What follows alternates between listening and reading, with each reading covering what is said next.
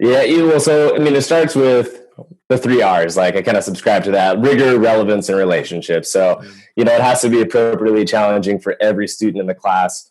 The learning has to be relevant, which is one of the reasons why I've appreciated what we've been learning over the last 4 years with you, because I really feel like this is where we are as not just educationally, but as a society. And then relationships. I mean, you'll hear that from probably every teacher. Like you just have to have those foundational relationships with these kids.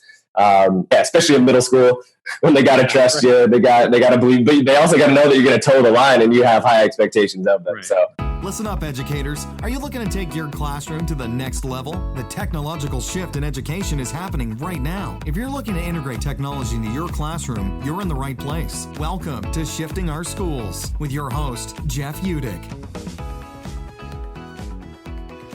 Welcome back to another episode of Shifting Our Schools with episode number 82 here, titled JB and the 3 R's of Teaching. Got a great conversation for you today. Just a quick reminder again that I am now booking PD days for next school year along with keynotes for next August. So please do reach out if you feel like I'd be a good fit for your school or district. You can use the contact form either at sospodcast.org, where you can get all of our episodes, or on my personal website, jeffudick.com. And we'll make sure all those links are in the show notes. This week, I have a great conversation with JB Blair from Enumclaw as I continue to have exit conversations with educators who I spent a full year with in a blended learning professional development model. You can learn more about my work over the past 4 years with the Enumclaw School District in the link in the show notes provided. But for now, enjoy this great conversation with JB, a middle school English teacher who brings relevance to his classroom to connect with his students. Have a great week. And with that, on with the show.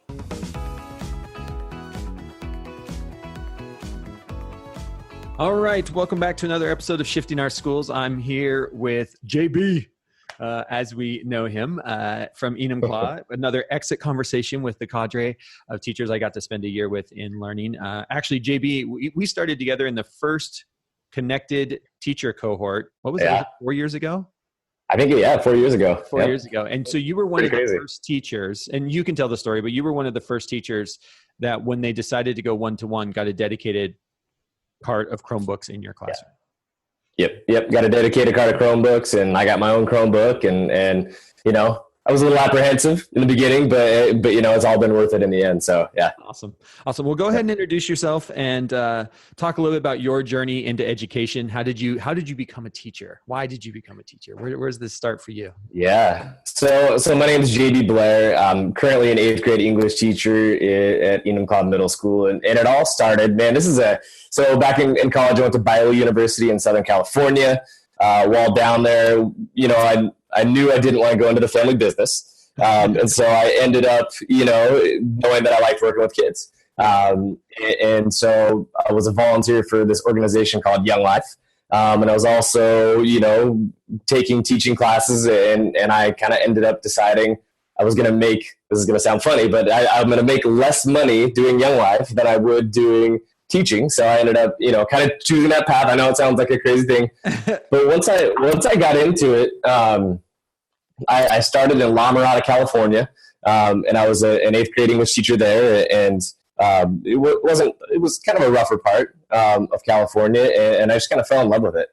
Cool. And a series of things started to go my way. I started getting invited to, be a part of different professional developments. And I worked with the University of Washington all the way down in Southern California. Wow. And it really helped grow me as a teacher. And I had some amazing consultants, kind of like yourself, who really right place, right time. And they really gave me the tools that I needed to just kind of, feel successful in the classroom.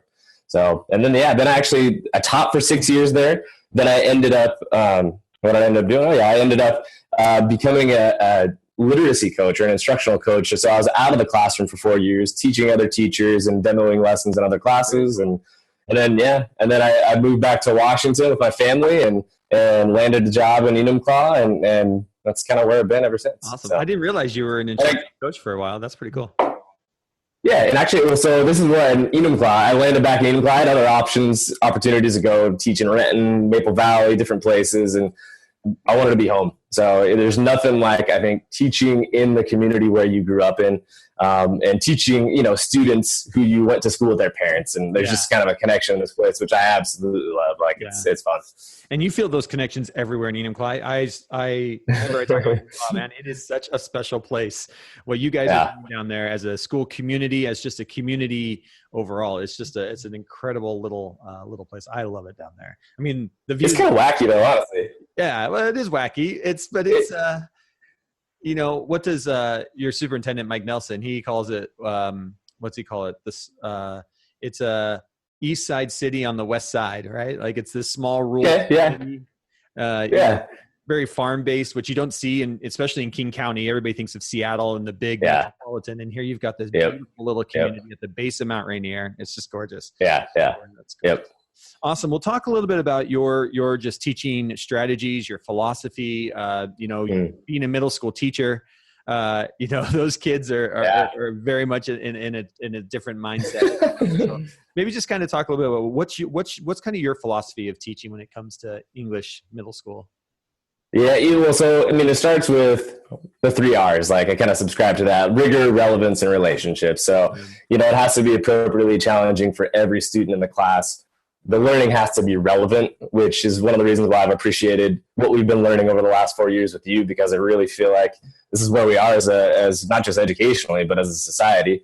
And then relationships. You'll hear that from probably every teacher. Like, you just have to have those foundational relationships with these kids.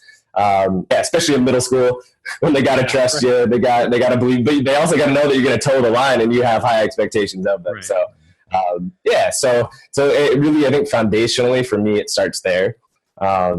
Every day when I'm planning, there's a few things that go through my mind. The first is, here's the end. Here's where I want them to get. And obviously the Common Core standards are a huge part of that. And I actually like the Common Core standards. I think they're like reading behaviors as an English teacher that I want all students to, be able to do no matter what they're reading.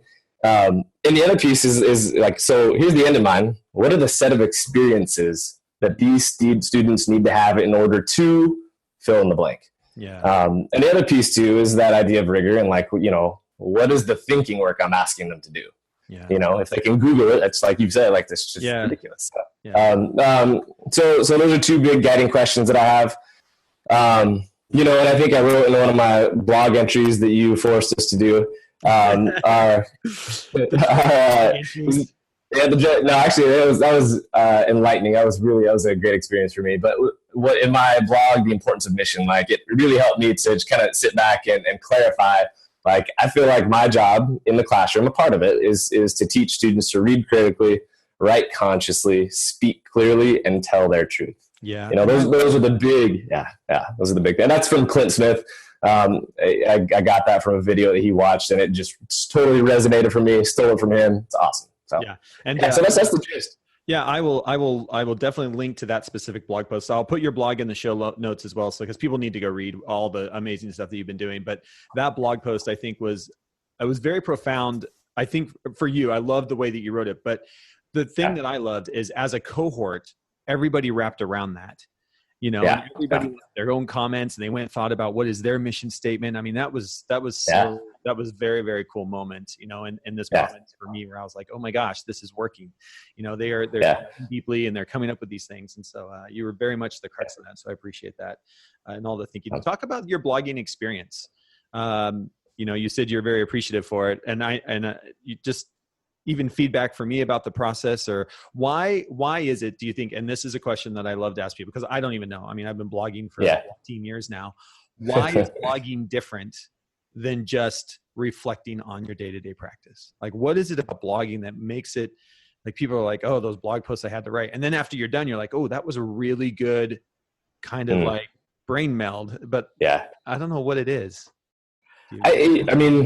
I don't know, honestly, like, because I consider myself a reflective teacher. Like, I can always be better in every aspect. I'm probably my own worst critic. And, none of the blogs that I threw out there, I'm like, oh gosh, I want to change this. I want to change that. And I can. But what I think for me, it was more about me and getting over fears, like making my personal teaching life public. and when you're making things public, you take greater care, you try to be more thoughtful. And so that was really the biggest thing for me, because I feel like in education, we can be so private, doors can be so closed, and I think that is just one way into my classroom, and it's one way for me to share my classroom with everyone. And it did feel empowering. And I have tons of things. I have like a bunch of drafts that are started that I really just haven't done, because in the springtime, things get a little bit crazy. And, but yeah, so no, that, and then honestly, like through that experience, it really made me feel like, okay, like if my students in my classroom are only writing for their teacher or for a test maker, what is the point? So here comes what is the point? And right? so here comes the relevance. Yeah. And you know what, I'm doing this blogging thing, and I feel like I need to do whatever they're doing.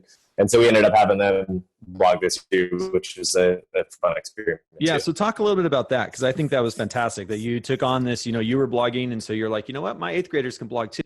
So with the blogging piece, students aren't writing enough. I felt like weren't writing enough in my class.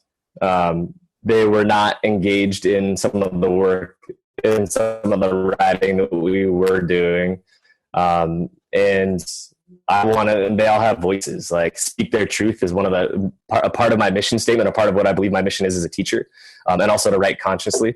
And so this was an avenue where they could speak their truth. And the very first blog assignment was just totally free choice. Yeah. And so this was one of my takeaways, and we had talked about that. It's just, you got to have some freedom here. And so with that freedom, this is kind of getting to some of my learning, is students blogged about a variety of things. I kind of have these categories of students. You had your memers who were blogging about memes. You had students who were blogging about, you have your world changers, right? These kids who just want to change the world. You have the kids who are doing it so they don't get fined. You have, you just have a variety of students. And then the kids who want to change the world were the ones who surprised me the most, because they were starting to talk about, some pretty polarizing issues that were going on in the world at the time. And the wall came up right away. Yeah. So there were about 3 or 4 students who just, boom, immediately started blogging about that, both on opposite ends of the spectrum. Wow. And the biggest, this is probably my favorite part of my school year this year, was they blogged about it. And just like any kid, just like any adult, like I told them, these are the do's and don'ts. We do this, we don't do this. But until they experience it for themselves, they don't have that other side of the Velcro to stick it to. Right. So I had told them, hey, our blog needs to be in here. Do not comment on anyone's blog. As soon as students start posting these blogs, the next thing you know, it is just a wildfire of comments. And so it was awesome, and awesome in a horrible and wonderful way. And all of a sudden we have these 2 girls, and it's not like they were the girls. These were like literally the ASB president at my school, and another leader at our school went head to head over the wall. And instead of talking, kindly to one another, they started slinging mud, calling one another ignorant and unintelligent. And I think I had mentioned this to you, and I actually talked to you, and like, okay, what do we do? Yeah. And the question that I will always bring with me, and it doesn't just apply to blogging, is how do we add value through our comments? Yeah. Right. And so I talked to the 2 girls. They both wrote public apologies actually on the blogs to one another. I asked if I could use their blog comments as examples in all my classes. So they said, yes, absolutely. Pulled that up, showed the classes, and we just had a good conversation about, hey, we see this in the world, and how can you guys be better than the world? Yeah, I love right? it. How can we be better than the adults on Twitter? How can we be better than the adults on Facebook pages? How can we be better? And so we took that question, because I said, for the rest of this was my biggest fear in these blogs, is that people were going to start just demeaning one another, and people were going to start causing drama, sparking fires. Yeah. And so we caught it early. It happened early, and this is teaching gold, right? And so we threw the question on the chart paper, and I said, hey, so from here on out, how can we, and I went and did this with each class, how can we add value to one another's blogs? they came up with amazing things. They had 6 or 7 things. And for the rest of the year, they elevated their comments. It was more fun to read the comments because there was a level.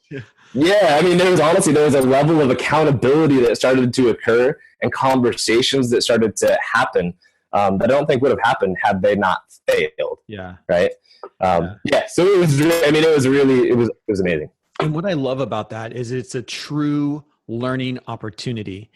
So often we think, exactly what you described is a quote unquote digital citizenship lesson that you're supposed to cover in a 30-minute, it's one of the Common Sense Media 30-minute sessions that never yes. Because I love your idea. There's the other side of the Velcro is not there. So you can tell kids, be nice online, but until you're in it, yes. Truly in it, and you see it happening and kids understand how they went from, we're just writing about things we love about to slinging mud instantly. Yeah. It happens so fast.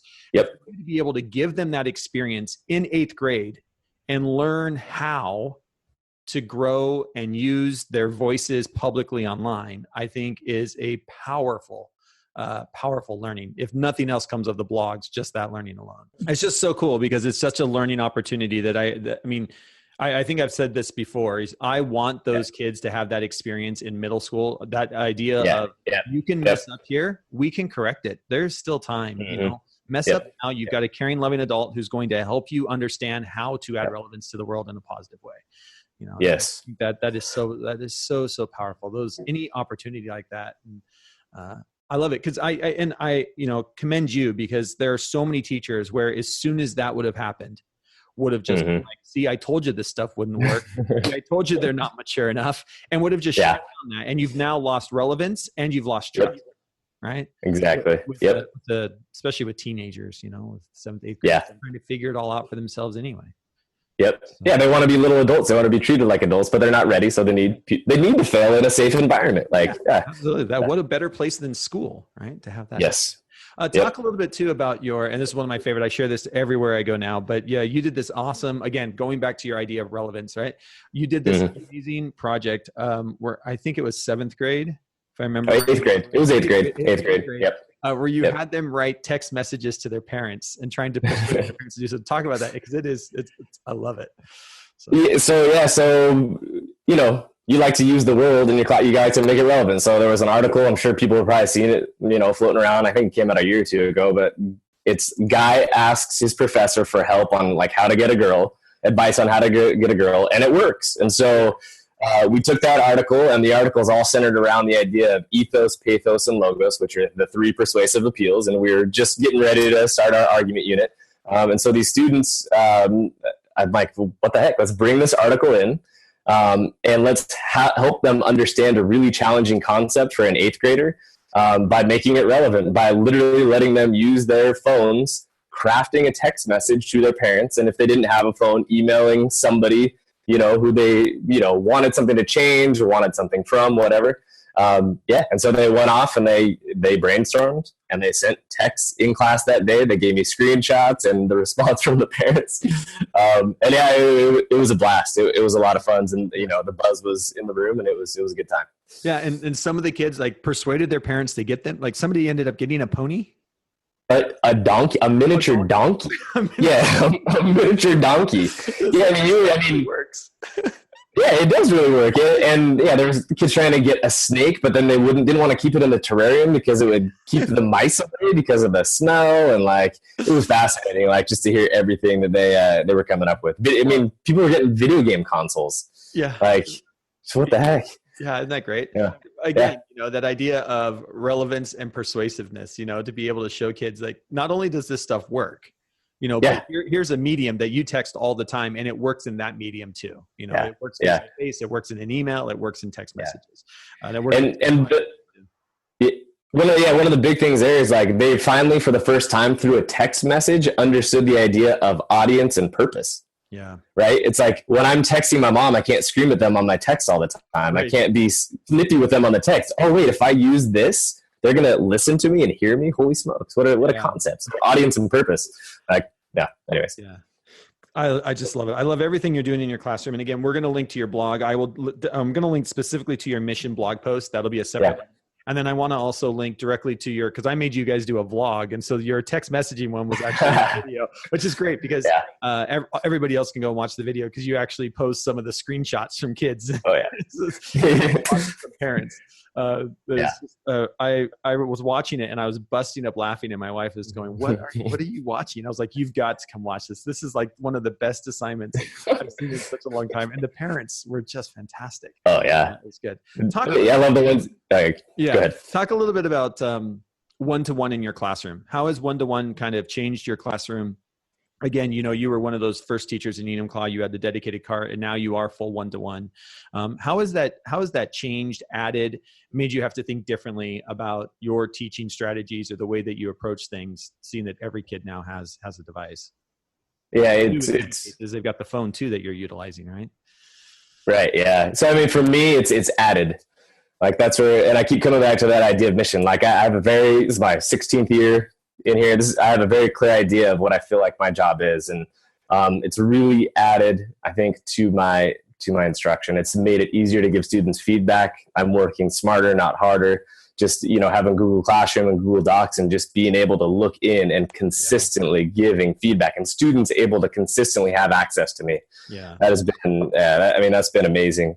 The other piece too is, as someone who, teaches students to read critically, I'm not bound by a textbook. I'm not bound by the four walls of my classroom. And so, it's more important now than ever to teach students to read the world critically and to understand when you're searching online, like you have to understand the forms and the features of the different things that you are looking through, right? You have to teach them to read that genre. Yeah. And so, really like just so that they can, be better citizens, so that they can be critical consumers of just all the stuff that's constantly, they're barraged with every single day. And those are the two things that I would say are huge. And it's that preparation for reality, And that's one of the things I love about even, having kids blog is that blogging is prevalent everywhere, and understanding that, to your point, understanding to read critically, that when you're reading blogs online, you're reading somebody's opinion. It's not fact.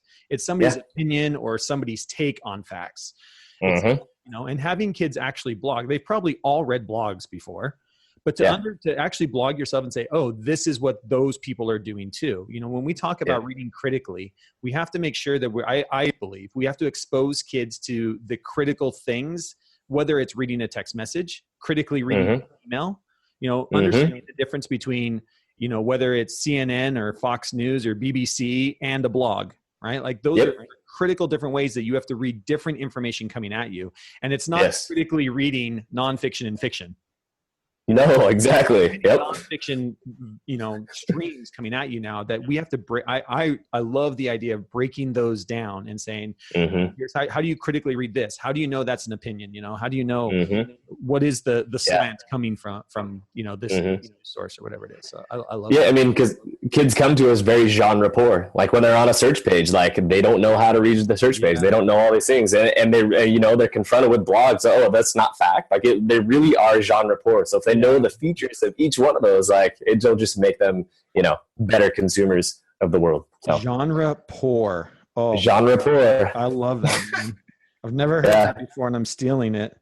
That's awesome. Yeah, that was so. When I was an instructional coach, like back in Southern California, that was something we talked about. Like kids are genre poor right now. Yeah, so that's really cool. That's awesome. Very cool. Well, thank you for taking time to chat with me today. I really appreciate it. We'll make sure that there are links to your blog and all of these different blog posts and things that we've talked about. Do you have a Twitter account? Yeah, I do. It's horrible. It's like Mr. Blair or something. Hold on, I can find it real quick. I don't even know what it is. I'll link to it in the show notes. Yeah. Okay. People can tweet you if they want to get hold of you and learn more, or connect with you and connect classrooms. If there are great English teachers out there blogging, I think that'd be a fantastic way, as you start looking out next year. But thank you for taking time with me, my friend. Really appreciate it. Hey, always a pleasure, Jeff. And keep sharing. Hey, thanks. Keep sharing the amazing stuff you're doing.